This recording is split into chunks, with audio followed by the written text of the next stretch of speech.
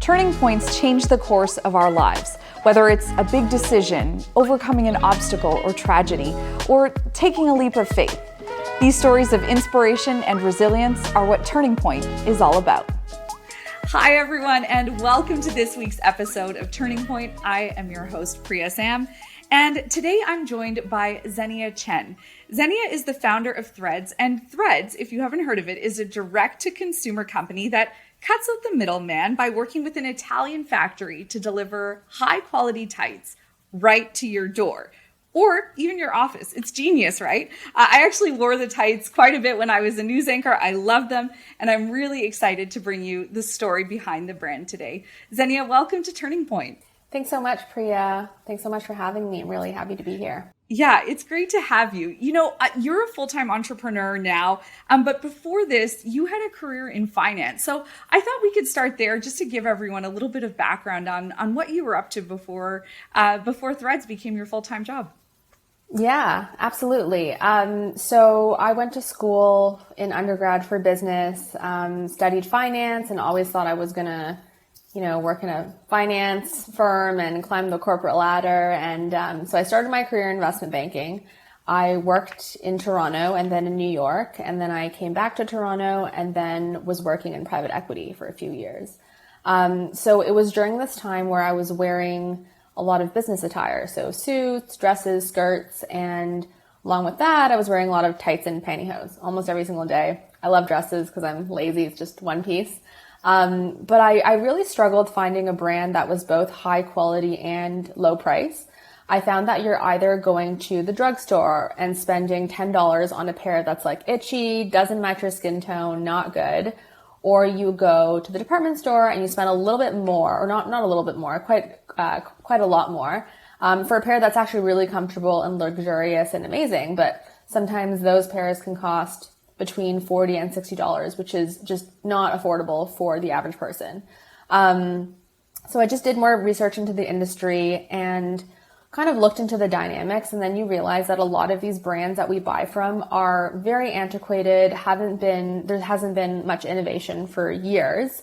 And I just thought, this is a product that a lot of women wear every single day. So why is there no better solution? So that was sort of, I guess, what my career in finance gave me is really the idea for Threads. So yeah. Yeah, and I can certainly relate to that. I'm sure a lot of people watching and listening can as well. Like when I was a news anchor, I was wearing tights every day. There were so many days when, right before the show started, I would notice a run and have to, quickly change. And, I know that happens to a lot of people before meetings and that kind of thing too. Or like you said, you have to run out to the drugstore or try to grab another pair that has a run in a different place that maybe you can hide a little bit easier. Yeah. So I think this is really fascinating because I'm sure a lot of people have had this thought, but you actually really took the idea, you ran with it, and you started the company while you were still working in finance, right? Yeah, that's correct. So I first had the idea back in 2014, 2015, basically the first year that I was working. And I just kept thinking about it. I didn't really act on it. During this time, I moved to New York, moved back here. And after I moved back here, it was fall, winter, and I just was wearing tights, every day, thinking about the problem. And I just got really curious and I thought, why not try this out? I didn't even think about it in terms of starting a business or a brand. I just thought, let's just put this idea out there, like a very scrappy version, and see if there's market uptake. And if there is, I'll run along with it. And if there isn't, then whatever, like at least I tried something. So I really, when I first started, I guess the beta version of the company, I didn't think of it as building a brand, which in retrospect sounds so silly because, brand is so important. But yeah, so it was truly born out of a personal need and just a problem that I couldn't stop thinking about. And I just knew that if I woke up the next day and someone else solved this problem or, there was another company out there that started, I would really be kicking myself. So that's what happened.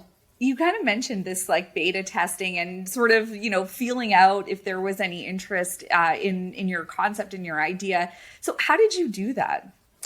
So, I mean, you probably know this, but whenever a female colleague or yourself, you rip a pair of tights, there's always like chatter in the office about it, right? Like there's always one woman or another complaining about their ripped tights and, complaining about their emergency trip that they're making down to the drugstore. So just by this organic conversation, I was learning a lot about what people didn't like and what people liked and sort of like a wish list. But when I decided to pursue solving this problem formally in 2018, one of the first things I did was I sent out like a consumer research survey to just like my friends and family and network, just thinking that I would get like a few responses.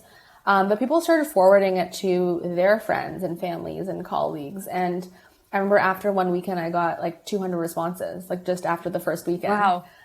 So clearly it was this problem that people really resonated with, right? It's like, you get a survey and then you're like, oh, I'm going to send it to 5 of my female colleagues that I've complained about this problem with. So that's where I did a bunch of my initial learning. So I asked them everything from what brand do you like to how often you wear tights to, what's like your biggest pain point, what's your wish list basically. And that was really the document or collection of data that I used to build what Threads is today. It was a really great starting off point, and I really tried to build Threads problem first. So looking at the problem and then figuring out, okay, what are the solutions that I can bring to the table to solve all of these pain points that these women have. I imagine doing all of that, like building this business plan, doing this research while having a full-time job in finance made for a very busy 2018 for you. Yeah, it was quite a hectic year. I also got a dog in that year, so like I would not recommending doing all of those things at once. But looking back, it's like definitely did a lot that year. But honestly, as I mentioned, I had this idea since 2014, 2015. So the fact that I was actually putting pen to paper, like I was so excited about it, right? Like it had been this like pent up 3-year like period of where I was like thinking about, should I do this? Should I not? So I think when I actually started to do it, it was just like a whole other side of my brain unlocked. You get to be creative, you get to build something, which is not necessarily the thing that you're doing every single day when you're working in finance, especially early in your career. So in a way, it was scratching this creative itch that I didn't even know that I had until I was doing it, right? So definitely like it was a pretty tiring first year, but like I was so excited about it that I didn't really feel that at the time. Yeah, I can totally relate to that. I mean, I think Turning Point has been that for me, even though it's something I do a lot in my spare time, it doesn't feel like work because like you said, you're kind of scratching that creative itch and you feel like really invested in something as you would have with Threads because basically it's like, your baby, something that you created from scratch. So a lot of this, like the launch happened in 2018. You were still in your job in finance. And then 2019 is really when your big turning point happened, when you decided to leave your job in finance and pursue Threads full time. So tell me about making that big decision. Yeah, so to give you a little bit of timeline context, I started working on the idea early 2018, launched like the beta in fall of 2018. And then I left my full-time job, full-time job in finance in around March of 2019. So the thing is when you're working on an idea and you haven't launched yet, all your timelines are completely self-inflicted, right? Like if you have a deadline for next week, you can technically push it because you're only, let's just say you're busy at your full-time job, then you can push it. It's not a big deal. But once I actually had paying customers after I had launched the beta, it just became, and I didn't realize this at the time, but you get on this treadmill and you can't really get off, right? It's like, well, you can't push it, the deadline to next week because you have paying customers and you have emails to answer. And then, once you launch, there's a lot of people emailing you being like, oh, you should do this, you should do that. Like, it's really exciting, but all of a sudden, you're on this treadmill and I realized pretty soon after the launch that I either had to decide to do Threads or to stick with my job in finance. Like it became very clear that I couldn't do both, at least not while preserving my mental sanity. And at this point, like I had worked on Threads for almost a year and I knew how much joy it brought me. And I knew that this was like so different from what I thought my career path was going to be. And I just knew in my gut that if I didn't pursue this, I would really regret it down the line. And also like in the back of my mind, I was thinking finance is always going to be there for me, right? There's always going to be like a bank to work at, or there's always going to be a PE shop to work at. But how often do you get this great opportunity that's in front of you? And, you know, something that you're so passionate about and that you like to do. So that's when I made the decision. Tell me about some of those conversations you must have had with your friends and your family. I think I know from my own experience and just from talking to other entrepreneurs that sometimes it's hard to explain to other people who maybe have like really traditional ideas of what a career looks like or what success looks like. Yeah, that's a great question. And I definitely face that a lot. You know, I came to Canada when I was 5 with my parents. We immigrated here from China. And for most of my life, I had this very defined idea of what success looked like, right? And it was a lot, like, it had to do a lot with the immigrant dream, this idea of, you know, you come to a new country and you seek stability, right? Like you seek a new life, but a lot of it is like, let's minimize risk and, you know, go be a doctor, go be an engineer, go be a lawyer, like all those things. So for the longest time, I thought I'm going to do business school. I'm going to be in finance and I'll just climb the corporate ladder and like that will be it for me. I never thought that I would be a business owner or an entrepreneur or anything like that. It was just not even like on my radar. I thought that, you know, entrepreneurs were like the Mark Zuckerbergs of the world or, you know, these like crazy tech geniuses. But, you know, when I started working on Threads, that idea of me doing something else became a lot more real to me. And it for sure there were lots of interesting conversations that I had with my parents. I mean, I think at that point, you know, I was 26, so my parents aren't, you know, telling me to do or anything anymore. They, you know, they generally like trust me a lot and they cheer on me for everything. They're great. But I mean, it's scary, right? Because at the end of the day, like they want what's best for their child. And for them, that means like, you know, go to a good school, get a good job. And like, I think I actually had this very interesting conversation with my mom where she was like, you have a great job. Like what, you know, why would you leave? Why would you do something that's so risky? I think she was very puzzled by that, but I'll never forget this conversation. And, like we had this conversation and she sort of like understood after. So I compared leaving a corporate job to do entrepreneurship to immigration. So, you know, in both cases, you're leaving something that's very familiar and stable. So like in their case, it's like their home country, for the promise, or not promise, but for the potential of something so much better. Right. So, I mean, my parents, when they immigrated here, they were in their 20s, right? They were really young. And for them to leave their home country for a country where they knew no one, you know, that's probably an even bigger risk, you know, quote unquote risk, compared to what I did. So I think when I framed it that way for her, she was like, oh, okay. No, that actually makes a lot of sense. Like I didn't realize that, you know, I sort of went through the same thing. So, yeah, I would definitely, like for anyone out there who is having a hard time explaining that to their immigrant parents, I would definitely try using that as an analogy because it yes, works for me. I am like, I'm just nodding my head over here because that is what a great way to kind of find a way to make it relatable to her, you know, and I totally get that because, you know, I was born in Canada, but my mother also immigrated here in her 20s. And I know for anyone watching and listening who has a similar background, that really is the immigrant dream, right? Get a good education in this new country, get a stable job, and a job that other people can easily understand too. So like your parents can call their friends at home and be like, oh yeah, my daughter works in finance. She's an investment banker, right? She's doing really well. Everyone knows what That's the job so true. is. Yeah.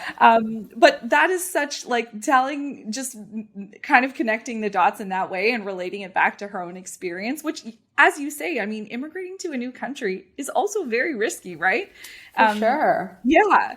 Oh, that's so, I just love that. I love that story.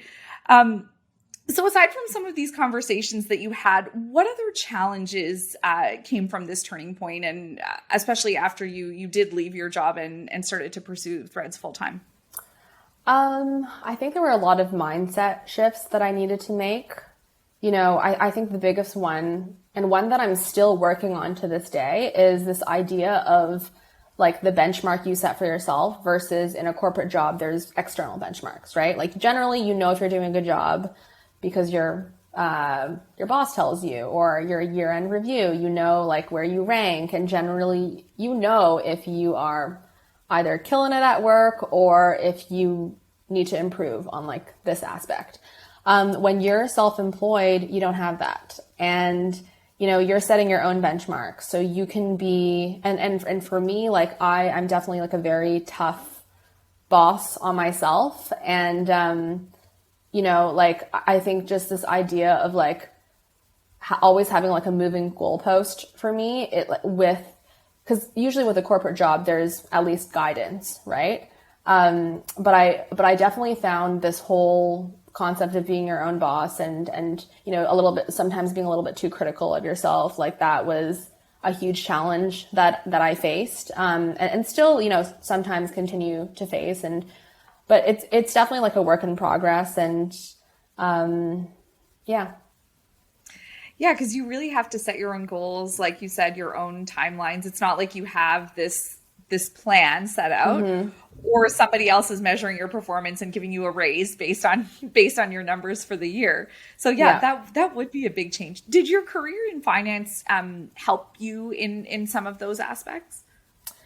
You know what? I think my career in finance helped me, use numbers as a guiding force for making a lot of decisions. But I also think that a lot of decisions, like, yes, there is the binary answer that is proven by numbers, but I think a lot of the time you also need to use your gut. So that's another thing that I'm getting better at and trying to, trust myself a little bit more. But honestly, like I actually had to unlearn a lot of stuff that I learned in finance. I think, especially in investment banking, there's a huge focus on being perfect. The deck doesn't go out to the client unless it's perfect, like unless like every single thing is like exact. And that just doesn't fly in entrepreneurship, right? Because I think speed is a huge factor. And a lot of the times, like, if it's like 80% done, like it needs to go out the door and then you will iterate after that. So I think that's something that I for sure had to unlearn. I had a lot of decision-making paralysis at the beginning of my entrepreneurship journey, which probably cost me like a lot of time and money. So that I would say that's the biggest thing. Speaking of decision making, I imagine there was a lot of that around the product itself.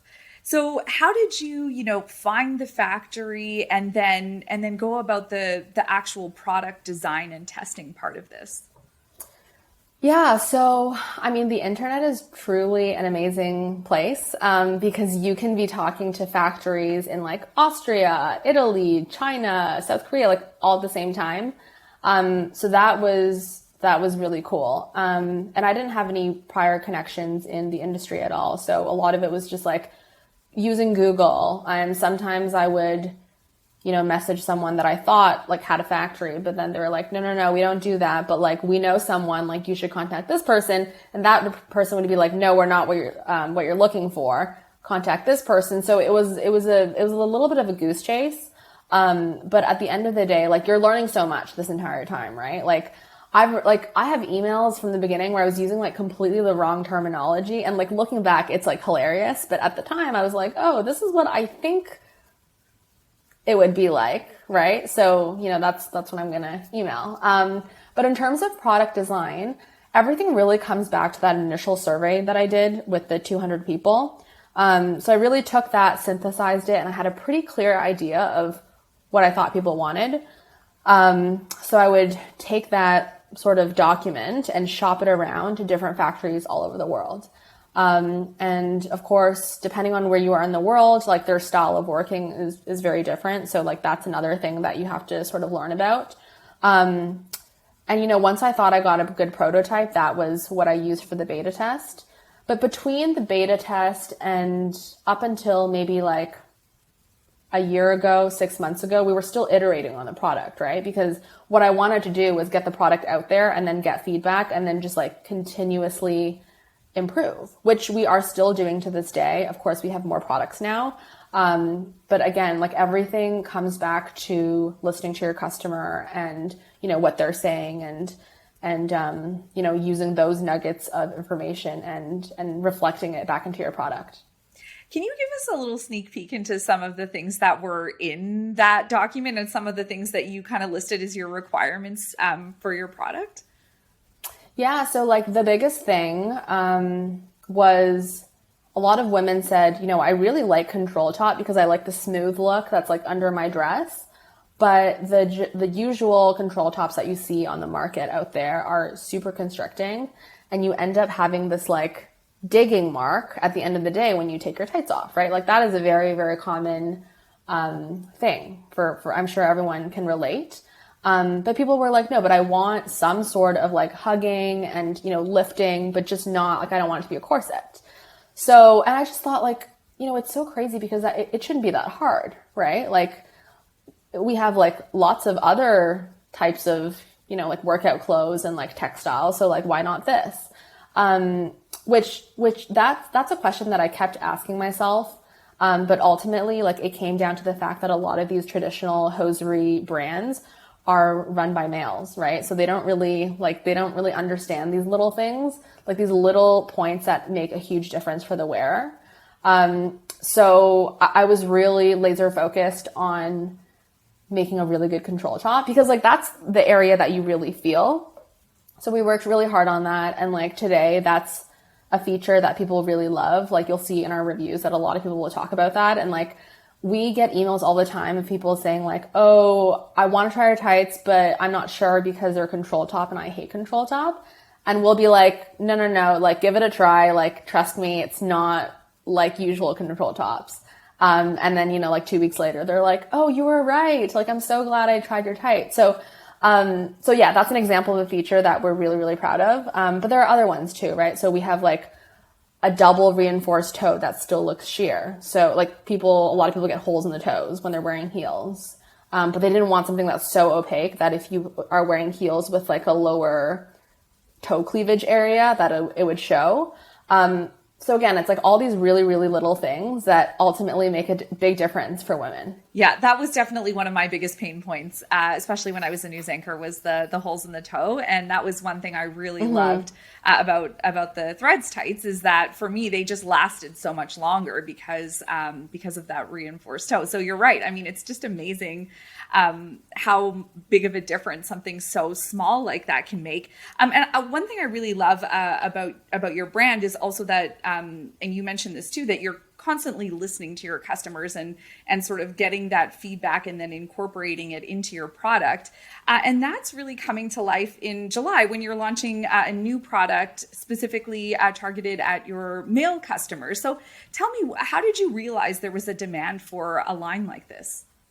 Yeah. So, when I first launched Threads, I thought lots of women in the world who wear tights. And, after a while, we started running Facebook ads. And Facebook ads are cool because they will find audiences that will buy your product. And a lot of the times it's like audiences that you wouldn't really know about. And so I totally credit Facebook ads for uncovering this male customer base, because I definitely did not know about them before.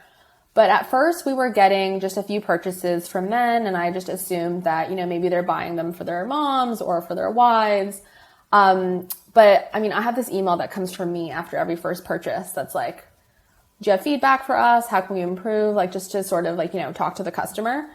And from that, I realized that these men were buying tights for themselves. Like, they like to wear them for comfort, for warmth, for fun. And the more we spent through Facebook ads, the more we realized like, wow, there are a lot of men out there. Like, it's not just, 10 or 50 men, like 50% of our subscribers are male. Wow. Which is, it's a huge number. Yeah. And if you actually look at our top 10 customers by lifetime spend, 6 of them are men. So it's a huge demographic. And it's funny because we'll have customers that are in their early 20s, but we also have customers that are in their mid 70s. So these are men that have been wearing tights for like 40, 50 years. They've tried every brand under the sun. Like they understand, the evolution that's been, happening in like the past 4 years of like different tights brands and all that stuff. So, that was pretty cool. I think a huge part of why we decided to launch a product for them is they feel so underrepresented in the market. And I think it all boils down to the fact that a lot of these incumbent brands are very old-fashioned, stuffy. They probably have a very preconceived and binary idea of what women should wear and what men should wear. But honestly, like we're in 2021, like people should be able to wear whatever they want. Like you have people like Harry Styles and A$AP Rocky and Kid Cudi, like on the cover of Vogue or GQ wearing dresses and skirts and kilts and wearing jewelry. So, I really think this is like a really cool pivotal time for fashion. And at the end of the day, like our male customers just want to feel seen and heard. So, this really comes through in your social media presence as well. Just this really taking, the opposite approach to what you mentioned about, kind of this very traditional binary stance that the industry has had. Your brand really has this feeling of being modern and progressive, relatable, a little bit cheeky too, which I love. I find, sometimes I see the posts and they actually make me laugh. So how did you kind of find that sweet spot? And did some of that also come from that feedback that you were getting from your customers too? Yeah, I think ultimately what we wanted to do as a brand was to be personable and relatable. We like at the end of the day, we want to feel like a friend to our customers. Like we want to be inclusive. We don't want anyone to think like, oh, I'm too intimidated by that brand. Like, I don't think, like it should be like tights are for everyone. Our team, like I'm so lucky to have such a great team. Everyone is like so on the same page about, customer support and customer happiness and all that stuff. And I think it's just sort of like naturally come through in our messaging and in our brand voice. Because ultimately, like we're the ones who are writing all the copy. Like we don't work with any other outside marketing agencies or anything like that. So, like I would say that we've been lucky that we're able to have sort of like a cohesive brand voice without being too regimented about it because it's just been so organic. Yeah, and that is great. And I think sometimes in creating those voices too, it's that combination of who do we want to be and then what kind of feedback are we kind of getting from the people around us. So I know until now when we've talked about tights and we've talked about customers and the conversations about tights, a lot of them happen in workplaces, which places a lot of us are not going right now. So how, I know it must have been challenging during the pandemic to pivot. So what did you do during this time? Yeah, it was a very crazy time. March 2020. I remember at that point, people thought we were going to be locked down for like 2 weeks, right? Like we had no idea that like a year and a half later it was going to be like this. So in a way, I guess if I had known that we would be locked down for a year and a half, I probably would have freaked out more.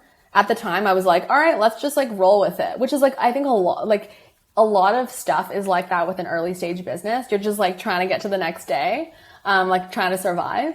But we were locked down, definitely like not a great industry to be in during a pandemic, when no one is leaving their house.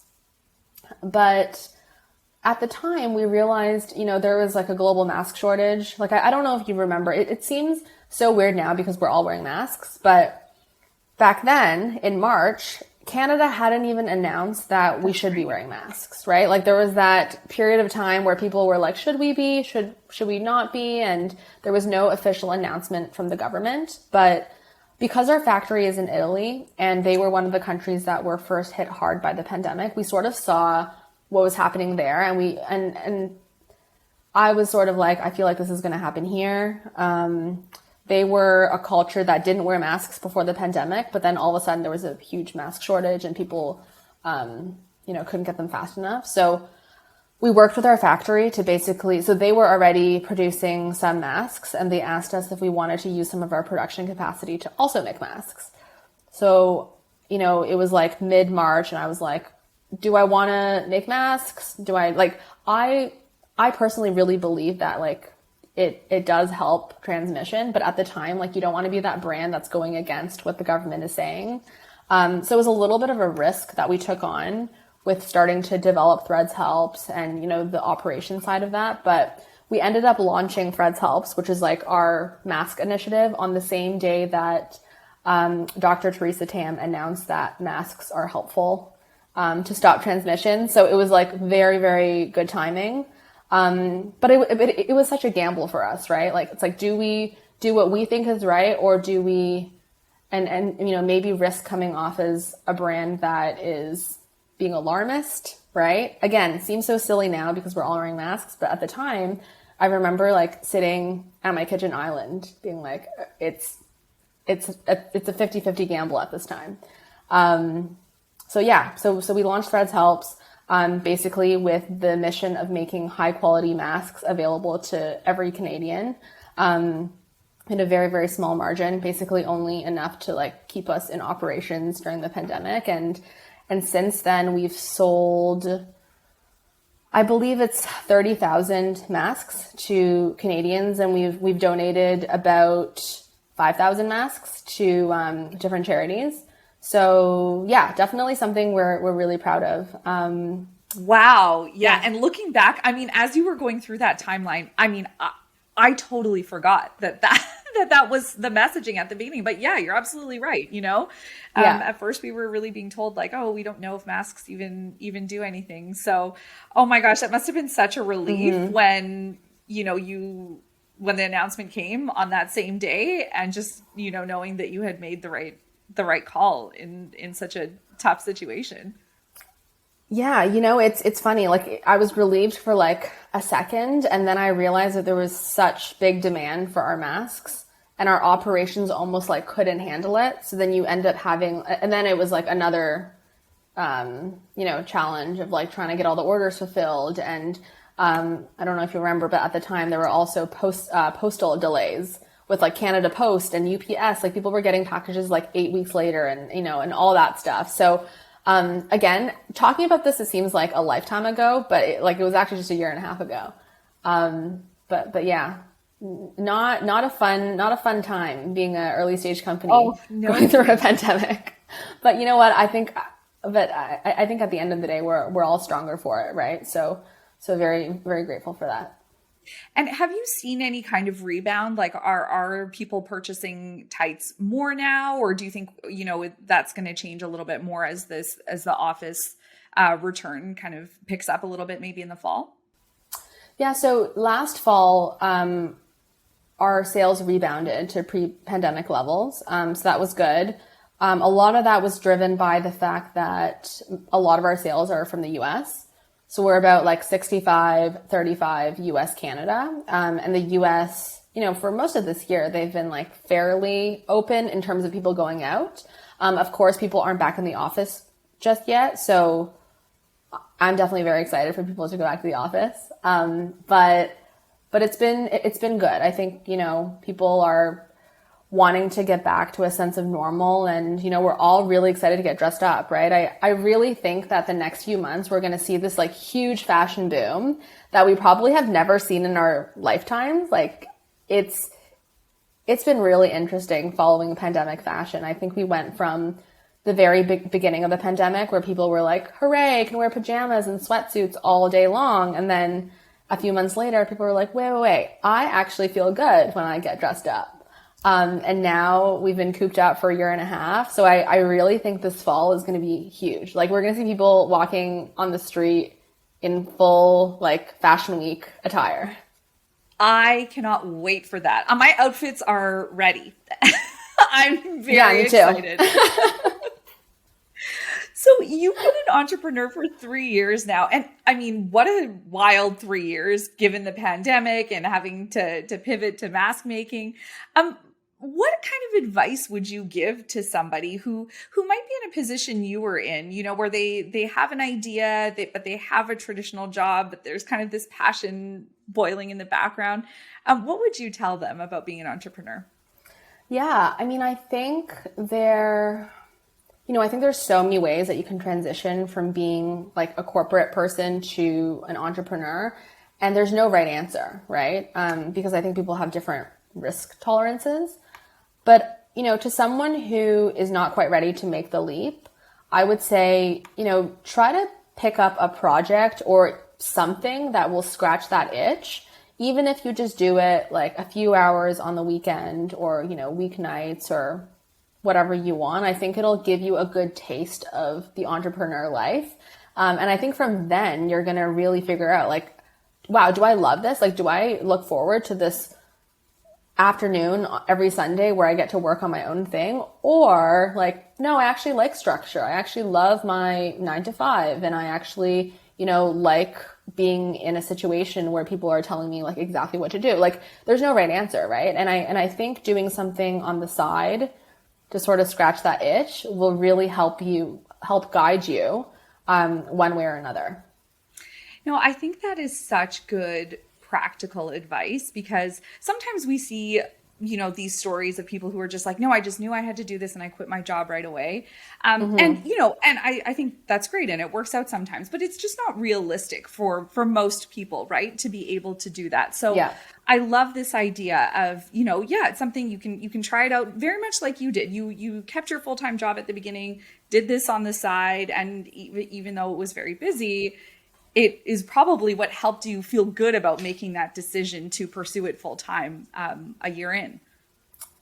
Yeah, absolutely. And I totally agree with you. Like there's so much like glorification of entrepreneurship in social media and out there that I think it's almost like irresponsible. Like obviously, you know, social media is, people aren't posting when they're just like working really hard or, you know, having a really tough time, right? Like people are just naturally going to like share times when they're happiest. And right now I think there's like a huge like entrepreneurship like fetish in a way out there where people like love, you know, the dream of being an entrepreneur. And like, yeah, it's a lot of fun, but it's also a lot of hard work. And I think you really have to ask yourself, like, why do you want to be an entrepreneur? Right? Like, is it because you love to, you know, solve problems, or do you just like want the title of being an entrepreneur? I think just like really being honest with yourself is very important, because it can definitely be very cloudy out there on social media. I agree. And there are so many ups and downs, especially as you're launching something new. You know, we talked about some of what you've been through in dealing with the pandemic and really having to pivot. I actually feel like after all of the things we talked about today, it's really hard to believe that so much has happened for you in just 2 years. I mean, you were recently featured in a really great article in Business Insider about the success of Threads. But I would love to hear from your perspective. What are you most proud of since that turning point in 2019 when you decided to pursue Threads full time? You know, I think the personal growth that I've experienced since then has been huge. You know, obviously that's like such an intangible. Like I think it's easy for us to celebrate these like milestone moments, right? Like you reach how many customers, you reach revenue, or like you get a really cool article published. But I think the real stuff to be proud of is the stuff that happens along the way. So it's like the mindset shifts, or, you know, the great times that you're having with your team, or like getting through a really difficult time and solving a problem or overcoming a challenge that you didn't think you were going to overcome. Like, I think those are the times that I've been, you know, looking back, I'm like, wow, I'm really really proud of myself because I never thought 3 years ago that I'd be like stronger in this position today. So I, it's kind of like a cheesy, intangible answer. I don't know if it's a cop-out answer, but I think, definitely most proud of like the journey, and especially the times when we've gotten through something really difficult as a team. Not a cop-out answer at all. In fact, I think it's so relatable. I think from the outside, sometimes you do see, like the revenue, the articles, all of those things. But I think that is really important to focus on that personal growth. And I think just after the pandemic, it's, when a lot of us have struggled just to get through the last little while, just the personal growth and being proud of what we have accomplished, even if it is personal growth, like that is really important. And that's such a big key to success too. So thank you for sharing that, for sharing your story today and the story of Threads. I really enjoyed our conversation. And I look forward to seeing what happens next for you. Yeah, me too. This is so much fun. Yeah, it was really great. Thank you so much, Xenia. And thank you to all of you who are watching and listening today. Until next week, take good care of yourselves and of each other.